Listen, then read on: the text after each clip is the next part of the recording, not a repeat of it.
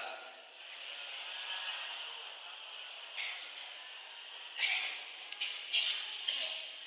Yang kita muliakan dan kita hormati Bapak Ketua Kemakmuran Masjid dan seluruh Bapak pengurus. Yang kita hormati Bapak-bapak, tuo-tuo masyarakat yang didahulukan selangkah, yang ditinggikan seranting, dan seluruh unsur pimpinan masyarakat, alim ulama, cadik pandai, bundo kanduang, dan semuanya kita yang hadir di rumah Allah yang suci ini. Pertama kita mohon kepada Allah dosa kita diampunkan dan dimuliakan kita dari dunia sampai ke akhirat. Amin. Ya Rabbal Alamin. Bapak Ibu, yang ingin saya ceritakan, bapak-bapak, ibu-ibu, kalau kita berangkat ke sana itu ada bacaan khusus yang tidak ada kita baca beribadah di negeri kita ini. Apa nama bacaannya? Talbiyah. Hanya itu ada di jamaah haji dan jamaah umrah. Dan itu tidak bisa kita baca untuk waktu salat. Masuk waktu maghrib seperti tadi, kita talbiyah. Labbaik Allahumma labbaik. Tidak ada apa. Jadi panggilan salat itu hayya 'alas salat, azan namanya. Jadi kalau kita ikuti bacaan itu ketika kita melaksanakan ibadah umrah, setelah kita berniat di miqat, nawaitul umrah wa ahramtu lillahi ta'ala, kemudian kita naik ke mobil dari sana menuju Makkah Al-Mukarramah. Yang kita baca sepanjang jalan itu labbaik Allahumma labbaik labbaik la syarika laka labbaik innal hamda wan ni'mata laka wal mulk la syarika lak. Pertanyaannya, berapa kali kita membaca labbaik? Saya ulang membaca labbaik Allahumma labbaik labbaik la syarika laka labbaik. Berapa? 4. Kaum muslimin, itu apa artinya? Ini saya ya Allah memenuhi panggilanmu. Kenapa 4? Labbaik Allahumma labbaik 2, labbaik la syarika laka labbaik 4. Labbaik yang pertama, kita lahir ke dunia ini. Yang dimulai kita diciptakan oleh Allah setelah orang tua kita menikah, mereka bergaul, kemudian bercampurlah air tulang sulbi sang ayah dengan air tulang dada sang ibu, disebut namanya sperma dan indung telur. Maka menjadilah dia segumpal darah. Ya kan? Dan itu dimulai dengan proses yang bernama nikah. Nah, kalau orang melakukan hubungan biologis tanpa nikah, itu namanya zina. Dan zina itu berbahaya. Apa bahayanya? Misalnya seorang yang sedang pacaran berzina, kemudian hamil yang perempuan. Dari segi biologis, bapak-bapak dan ibu-ibu yang terhormat, itu anak dia. Jadi orang yang melakukan akad nikah itu tidak disebut zina. Kenapa kita disuruh nikah? Jelas nasab kita. Jadi bahaya dari zina itu Pak, secara biologis anaknya, tapi secara agama tidak. Kalau orang berzina itu anaknya perempuan, setelah anaknya itu nanti dewasa dapat jodohnya, ayah biologisnya itu tak boleh menikahkan. Harus wali hakim. Jadi anak itu bertanya-tanya dalam hati. Kata ibu, ini ayah saya. Tapi kondak ayah saya menikahkan saya. Itu sudah saya lihat. Jadi beban mental bagi anaknya. Kenapa begini nih? Saya lihat wajah saya mirip dengan ayah saya. Tapi ayah saya tidak boleh menikahkan. Bagaimana ini? Kalau ini ditanya oleh anak, bapak terpaksa mengakui. Saya dulu dengan ibumu sebelum menikah telah bergaul. Lah dahulu bajak dari Jawi itu tempat suami cincin itu. Iya kan? Tidak meluat. Inilah gunanya kalau kita sudah dewasa, maka menikah. Jangan berzina. Kelemahan yang kedua, anak yang lahir dari zina itu tidak berhak dapat harta warisan. Kan ibu waktu pak anak awak tapi tidak dapat harta warisan awak karena lahirnya melalui zina. Ya kan? Jadi kita menikah itu membersihkan keturunan. Sekian bulan istri kita hamil, kita lahir. Itu namanya labbaika. Datang kita ke dunia menemui Allah setelah kita diciptakan, disempurnakan, dikasih roh, diberi akal. Wa nafakha fihi min ruhihi wa ja'ala lakumus sam'a wal absara wal afidah. Jadi ketika bayi sudah diberi bernyawa oleh Allah di dalam rahim, yang berfungsi pertama itu apa? Wa ja'ala lakumus sam'a. Yang berfungsi pertama itu pendengarannya. Jadi kalau istri bapak hamil, ibu sedang hamil, ibu nak hamil, kok kan ibu-ibu muda kan? Kalau nala 70 aku hamil juga ibu dong. Salah cucu salah soleh itu hamil je nih. Ya kan? Tapi tidak bahaya kalau suami ya. Suami ada, nama lu suami tidak ada, tapi hamil je. Baru kau hamil je bu, mungkin sama je Siti Maryam, mungkin sama Nabi Isa. Tidak ada orang yang akan percaya kalau zaman sekarang itu terjadi. Sedangkan kepada Siti Maryam itu orang tak percaya, maka beliau akan melahirkan itu lari dari kampungnya. Karena dituduh wanita berzina. Ya kan? Dikala ibu-ibu muda sedang hamil dan sudah ditiupkan roh ke jasad anak kita yang dalam rahim itu, banyaklah membaca Al-Quran, banyaklah berzikir. Jangan lagu-lagu tak sendiri ketika hamil. Karena anak di dalam sudah bisa mendengar. Pendengarannya sudah difungsikan oleh Allah. Wa ja'ala lakumus sam'a. Sudah kami fungsikan pendengarannya. Jadi jangan menyumpah-nyumpah, jangan mengupat-upat, jangan mencerca, jangan menggunjing ketika ibu hamil itu. Karena itu sudah didengar oleh anak. Dan itu akan mempengaruhinya nanti setelah dia ada di dunia ini. Pak, Bu, sedangkan duduk saya kalau istri hamil, agi orang tua-tua, yuang, jangan duduk, jangan dekat pintu, baikku suri wali anak ang keluar. Benarkah itu? Tidak. Sebenarnya yang dimaksud apa? Pintu itu tempat orang lalu, tidak boleh duduk di sana. Maka jamaah nan terlambat datang maju kemari jadi pintu tu je duduk. Kok banyak lapang kan?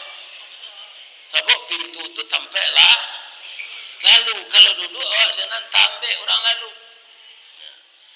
Ada lagi anak-anak kita duduk di bantal.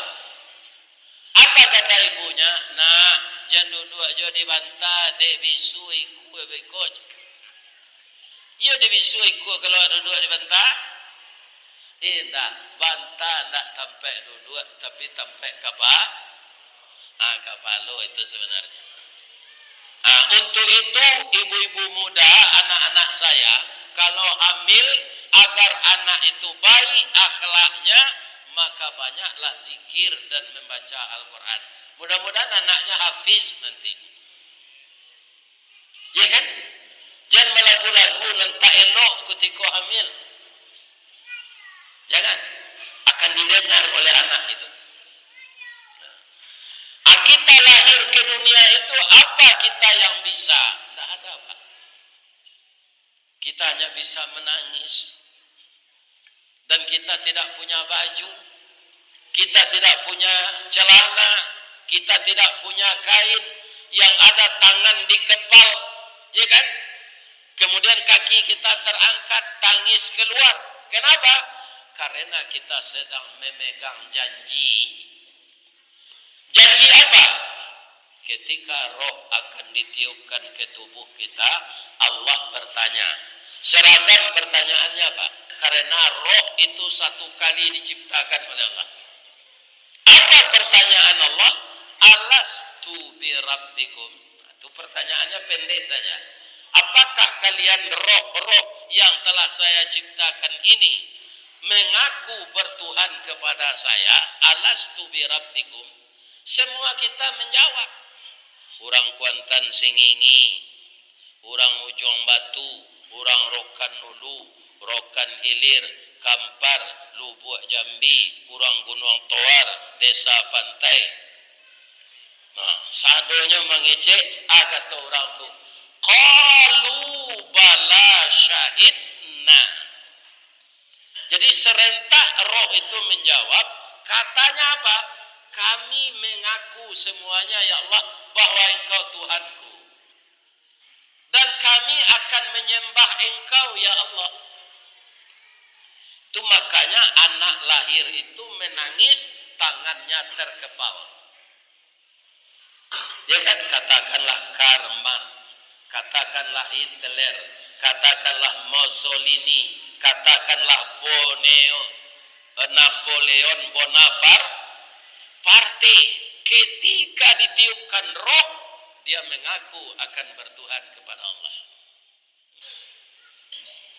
Jadi kita lahir ke dunia itu adalah menemui Allah yang pertama lahir ke dunia. Namanya labbaik. Kita lahir ke dunia ini nanti menemui Allah lagi harus menurut aturan Allah. Jangan menurut aturan kita. Kalau menurut aturan kita yang ke depan nafsu. Kalau menurut aturan Allah yang di depan wahyu. Ya kan? Sedangkan wahyu menentang nafsu. Nafsu menentang wahyu. Ada di zaman dulu Pak, orang mencuri, ya kan? Hukumnya potong tangan, tapi disidangkan dulu. Kenapa kau mencuri harta majikanmu? Gaji yang bolah 3 bulan tak dibayar di 2 samang gaji. Diminta ambonya tanpa anak ambo kemakan, istri ambo perlu belanja. Akhirnya yang dipotong tangan siapa? Tidak, bukan bawahannya yang mencuri tadi.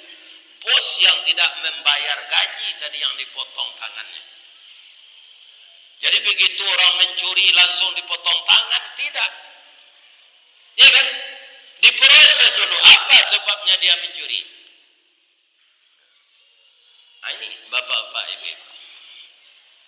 Bapak-bapak, ibu-ibu kaum muslimin, kalau kita datang ke dunia ini dengan aturan Allah dan kita yakin bahwa kita akan kembali kepada Allah, Samo jo orang meminjam motornya kawak. Dipinjam ambil motor tu bensinnya, pertalitnya, pertamanya full tank.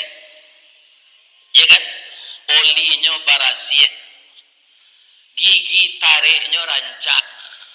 Lampunya idui, jari-jarinya bakile. Dan bodinya dikasih sampo ketika apa? Mengkilat. Atau disalang unda ko sabulan minyaknya kariang. Oli kariang, rantainya putih, lampu padam. Jari-jarinya lah patah. Adi pulang ke orang punya, kira-kira bagi ceknya kawa.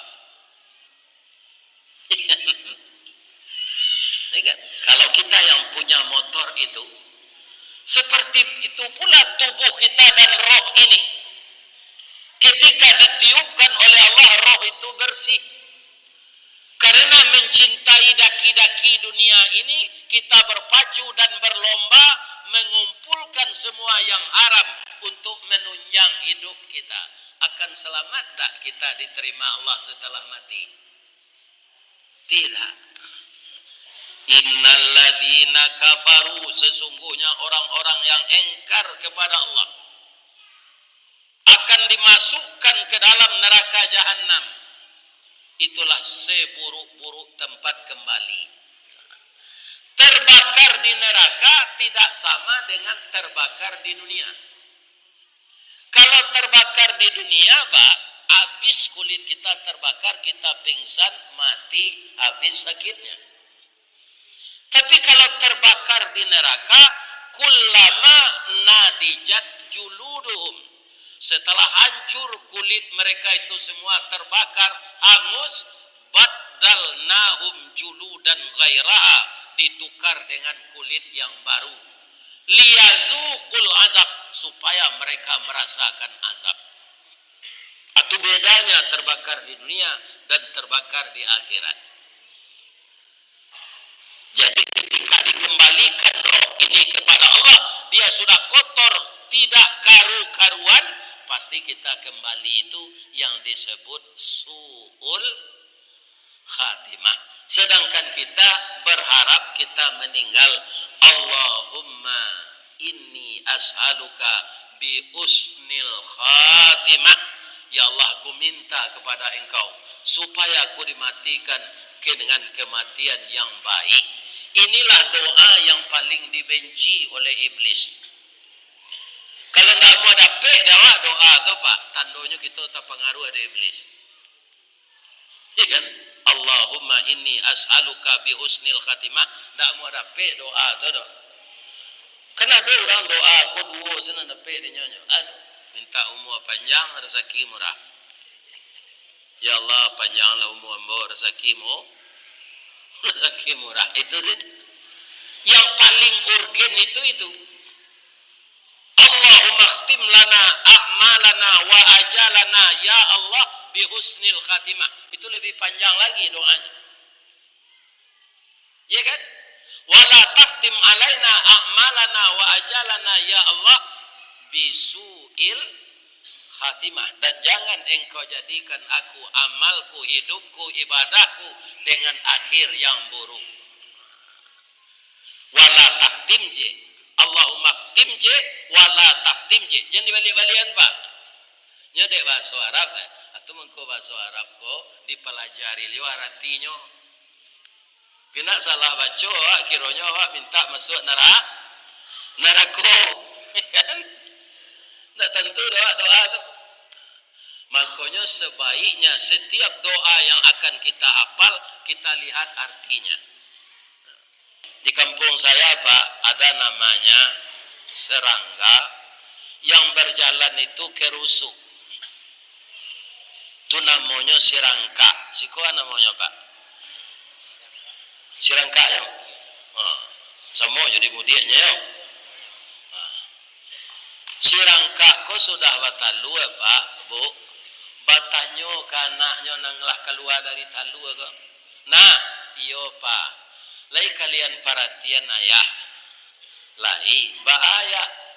Ayah madok ke ke Sentajo pi jalan naya arah ke Gunung Toar aja. Selangka kan itu jalan tuh. Cuma do ke Zinana jalan kemari ya. Ya. Lai tahu ang mengkocoiko jalan naya. Indah ya, kami kan baru lahir baru. Nggak tahu kami do ya. Iko dek kakek ang salah didik dulu. Kini ayah lah sakit-sakit nak. Kok meninggal ya? Jangan ditiru jalan ayah yo nak. Kama madok kesinan melangkah di kecik apa serangkak kok. Lah mati le berubah jalan anaknya gini. Indah, dek apaknya mairiang anaknya mairiang yo. Maka orang tua akan mempengaruhi karakter anak. Maka jadilah kita sebagai orang tua yang baik-baik diajarkan kepada anak. Karena apa? Arah anak itu adalah belahan nyawa kita. Anak kandung sibiran, anak sibiran tuh. Kalau kita menggergaji kayu, Pak, ada digergaji di tengah untuk mengambil garis lurus, ya kan? Bekas ini ada yang tebal, ada yang tipis. Itu namanya sibiran. Jadi anak tuh sibiran tulang awak. Ya kan? Makanya kita, Bu, saya kalau pergi ke kampung ayah saya, Ustaz, jalan Ustaz samona yo mak bijonya. Mak bijo itu si ayah ambo. Jadi kadang-kadang tak samo bantu awak jo ayah awak, Pak, jalan awak samo. Kadang-kadang suara awak samo. Iya kan? Nah, itu dia. Karena gamenya itu. Maka anak itu beberapa persen akan dipengaruhi oleh sifat kebiasaan ayah dan ibunya. Tapi untung juga kalau ayah jahat tapi ibu baik, anaknya jadi baik. Ada ayah jahat, induknya elok, ada siapa? Ayah Nabi Ibrahim. Ayah Nabi Ibrahim itu jahat, Pak, namanya Azar, membuat patung, mempersekutukan Allah. Tapi ibu Nabi Ibrahim orang baik, ibunya ini yang mengambilkan dia. Dia bernapas, dia makan itu melalui plasenta dari ibunya, bukan dari ayahnya. Jadi bisa saja bapak-bapak kalau ayah jahat, ibu baik, Allah mentakdirkan anak ini seperti ibunya. Jadi orang baik dia. Ya kan? Tapi ada juga kaum muslimin, ayahnya Nabi tapi anaknya jahat. Pertama, anak Nabi Adam bernama Qabil. Itu dibunuhnya adiknya, Pak. Yang kedua, anak Nabi Nuh, Kan'an. Yang ketiga, anak Nabi Lut dan istrinya. Ini anak-anak Nabi dan istri Nabi yang durhaka. Ibu-ibu kalau dapat di zaman awak kini, kau suami Nabi gadang tidak? Kau adalah Nabi di zaman awak kau, dapat jodoh ibu Nabi atau Rasul, gadang nanti? Gadang. Sedang kepala desa suami awak lah gadang nanti. Iya kan? Bu, suami ibu lah pakai map lo kini kama pahit. Itu ada lo stempel di tangannya. Alun tahu lah yo, ayah si John kalau jadi kepala desa. Ada rasa bangga dalam hati awak suami tak pakai di masyarakat. Tapi istri Nabi Nuh tidak bangga suaminya Nabi. Kenapa? Karena hatinya telah tertutup. Makanya kita setiap saat bacalah doa kepada Allah untuk membuka hati. Kalau doa minta rezeki, tidak usah lagi, Pak. Selama hidup dapat rezeki. Tidak usah minta rezeki. Ya Allah, dia lambur rezeki. Asa hidup dapat rezeki. Kalau mati putus, tiada juga sambung. Kalau dapat anak saleh. Ya kan? Didoakan oleh anak. Itu rezeki yang berbentuk doa tadi mengalir ke kubur kita. Apa doa meminta buka pintu hati itu?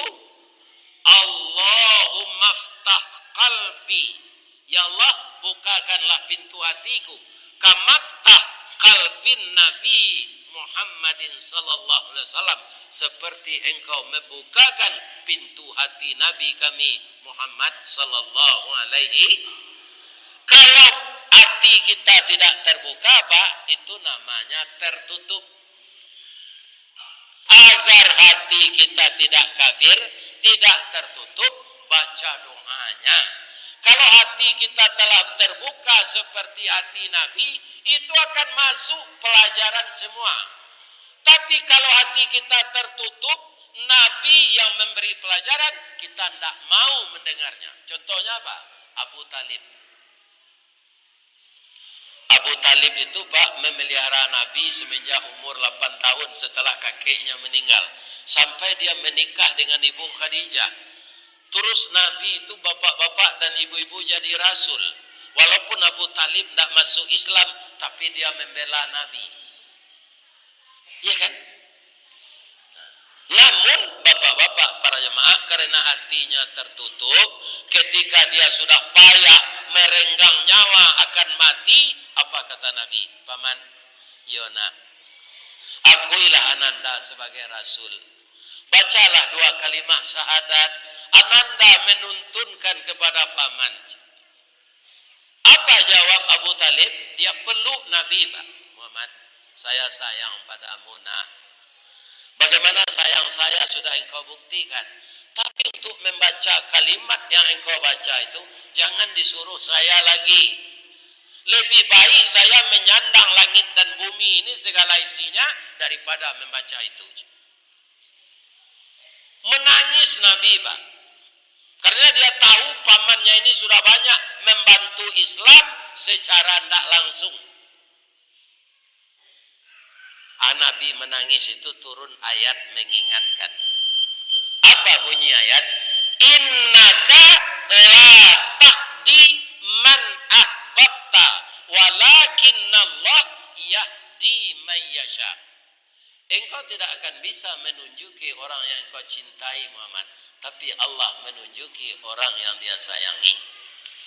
Di kalau doa dia kontan Pak samandeh sebab Pak jo Pak, tapi tidak pernah salat pampuk pazina, dak do tobat nyoka mati jenah Pak bisi lo la ilaha illallah lah.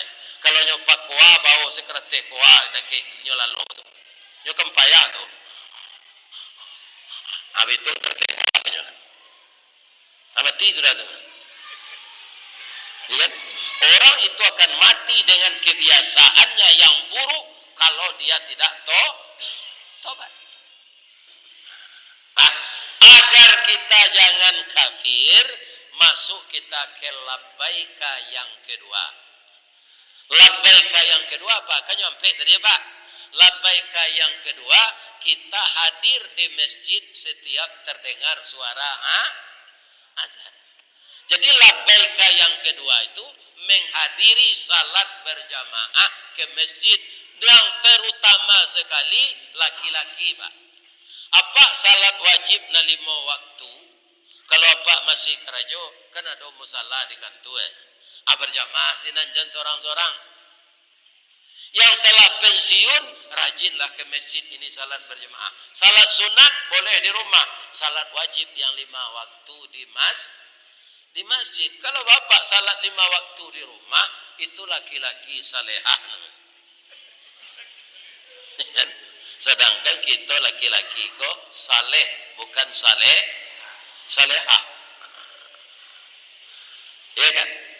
Jadi panggilan Allah itu kita temui di waktu salat masuk. Itulah labbaika yang kedua. Ya kan? Bapak-bapak dan ibu-ibu yang terhormat, kenapa? Karena suara azan yang membacanya muazin. Tapi pada dasarnya suara itu dari Allah. Sebab azan itu yang dibaca pertama, Allahu Akbar, Allahu Akbar. Jadi kalau orang tidak mau memenuhi panggilan labbaika yang kedua menemui Allah di dalam salat, inilah manusia yang paling rugi. Kenapa? Nabi mengatakan al-ahdul ladzi bainana wa bainahumus shalah. Ikatan janji antara Allah dengan kita adalah salat. Faman tarakaha, siapa yang berani meninggalkannya, faqad kafara, maka kafirlah dia. Kembali kepada tadi, Pak. Kita yakin umat Islam ini kalau dikatakan kafir marah kita, Pak. Sebab hati kita terbuka menyembah Allah, tidak tertutup. Tapi orang yang meninggalkan salat, Nabi menyebut kafir. Ada hadis lagi yang lebih keras pula dari itu. As-salatu imaduddin. Salat itu tiangnya agama. Faman aqamaha faqad aqamadin. Siapa yang mendirikan salat berarti dia mendirikan agama. Wa man tarakaha faqad adamadin. Siapa yang meninggalkan berarti dia meruntuh agama. Coba kita ino-inoan, Pak. Gadang tak dosa meruntuh agama. Nah, ini Bapak-bapak. Jadi meninggalkan salat sama dengan meruntuh agama. Kalau ada anak bapak-bapak sudah lepas tanggung jawab, dia sudah dewasa, sudah nikah, tapi dia lalai salat, dia merantau di Jakarta, di Surabaya, di mana saja, ingatkan juga melalui WA. Nah, sekarang waktu salat sudah masuk. Salat ya nak, karena ini yang akan menyelamatkan kita di akhirat nanti. Ya kan? Ingatkan kepada anak kita. Ya kan? Disinilah pentingnya kita berkomunikasi dengan Allah. Maka setiap orang azan itu labbaika yang kedua, hadirlah kita di masjid, salat berjamaah.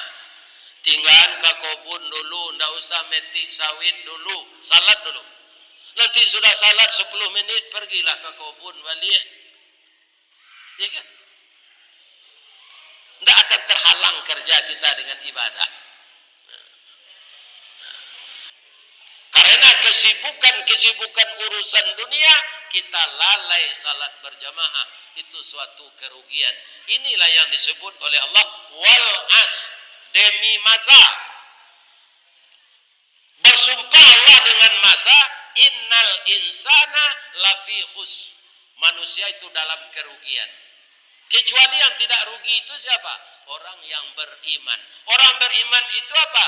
Terdengar suara azan, dia datang salat. Jadi umumnya manusia rugi yang tidak memperhitungkan waktu untuk beribadah kepada Allah. Sebab waktu yang lampau tidak bisa dikejar lagi. Ya kan? Tidak bisa dikejar lagi apa saja kendaraannya. Waktu yang paling dekat kematian. Tidak bisa diprediksi. Makanya kita persiapkan diri dengan amal yang akan kita bawa mati. Kalau bapak sedang melihat anak ke Malaysia, meninggal di sana saja kubur, Pak. Jangan dibawa ke Teluk Kuantan, mahal sewa pesawat. Kalau mai ke dibawa je pesawat ko, Pak, para siang kalam ko tigo lah diantan mai ko ke sinan. Bikola tibo di tampai awak inyo nan turun paliang kudian. Kalau tahu penumpang pesawat membawa mai, nya tak mau naik kate. Jadi nan kita pikiran amal yang akan dibawa mati, bukan tempat kita berkubur.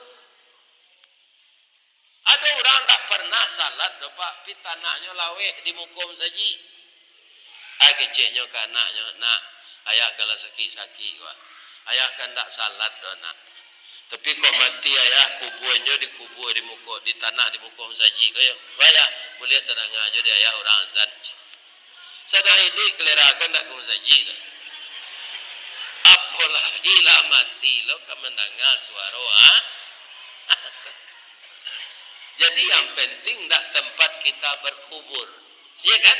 Nah, yang akan kita pikirkan sudah berapa banyak amal yang akan kita bawa mati. Kemudian labbaika yang ketiga kita pergi umrah dan haji. Itulah baikah yang ketiga. Ada biaya, ada kesehatan, ada kesempatan, kita berangkat. Di sanalah labbaika yang ketiga. Saya yakin sudah bapak, ibu dan bapak sudah banyak mengunjungi tanah suci ini. Kalau tidak haji, umrah. Itu labbaika yang ketiga. Tadi labbaika berapa? 4. Itu belum datang kepada kita. Kalau mau tanya ke Pak gini, Allah datang labbaika nang kampe, Allah. Betul Pak. Sebab Pak masih sehat-sehat, takut beko. Pulang ngaji kok. Kalau kini alun-ado nan labbaika nan kampe kok, masih sehat wal afiat. Akan datang labbaika yang keempat itu akan datang. Akan donyo. Hari patang matahari turun awan ibarat merah sago malam nanindak lah mulai. Kalau lah tibo saruan Allah aja sampai capek pemintu umu lah tibo dijangkonya. Tabuh di gua tigo-tigo badan baganju babalik pulang ke tampe asa mulo jadi. Surui ke tanah nan sabingkah. Badarun aye pamandian balasi bunyi cabiak kapan dikocong di kabek limo langkok si tanggi aye bugo bararak badan ke surau tibo di surau dibujukan mair yang salat ampe takbir sudah tu menuju ke pusaro iyo ke pandam pakuburan tagolek di liang lahat tanah sabingkah bapa kalang mair yang madok kabilat di bateh papan nan sahalai badoroh tanah penimbunan tatagak mejan nanduo manyalo sipud yang hitam doa dibaca penghabisan kubur tatimbun nurang pai. Ya betul Pak. Coba ulang balik. Mudah-mudahan jamaah yang datang malam ini masuk surga semuanya bersama Ustadz Ristawardi. Amin. Jamaah ambo doakan masuk sarugo, ambo doakan pulo masuk sarugo. Kita mulai segala amal dengan ikhlas. Jadi kalau ada salah saja ambo berceramah tadi Pak, karena apa talambe minum de ulah perangai ambo, ya kan? Ambo mohon maaf. Aminum lah Pak. Kalau